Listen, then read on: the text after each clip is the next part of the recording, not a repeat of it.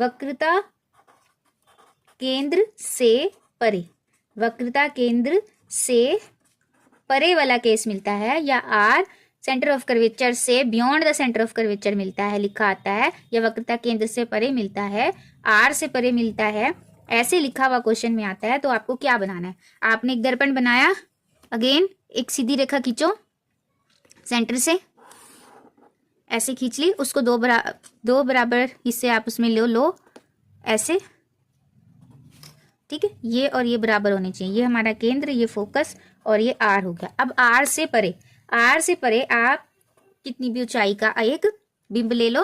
अब बिंब से हमने क्या करना है, आपने केवल 2 लाइनें ही बनानी है और आपके पास प्रतिबिंब आ जाएगा। वो 2 ही आपको याद रखनी है। 2 कौन सी बनानी है आपने?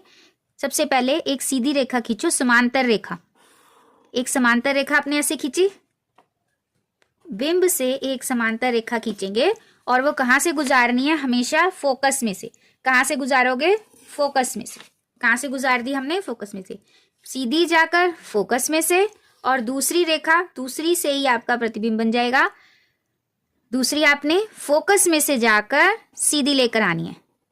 ये फोकस में से गई और अब इसको सीधी बना दो। सीधी जाएगी, फोकस में से गुजरेगी, फोकस से जाएगी, सीधी जाएगी। सीधी रेखा फोकस में से, और फोकस में से जाएगी जो सीधी आएगी। तो जहां पे ये दोनों कट रही हैं, ये वाली रेखा और ये वाली रेखा जहां कटती है, वही आपका क्या है? प्रतिबिंब।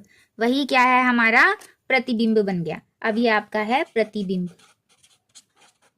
अब क्वेश्चन में पूछते हैं प्रतिबिंब की प्रकृति, प्रतिबिंब की स्थिति, प्रतिबिंब का साइज।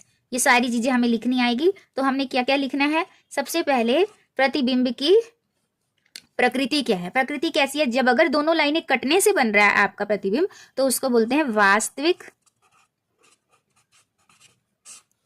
एवं, अब कैसा बना नीचे की तरफ, तो कैसा है? प्रकृति क्या है? वास्तविक एवं उल्टा। प्रकृति क्या है? वास्तविक एवं उल्टा।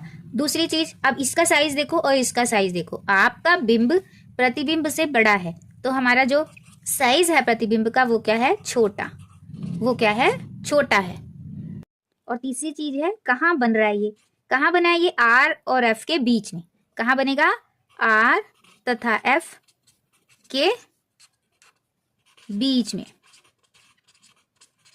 तो जब भी सभी केसेस के लिए स्टूडेंट्स पूरी वीडियो देखें। Thank you so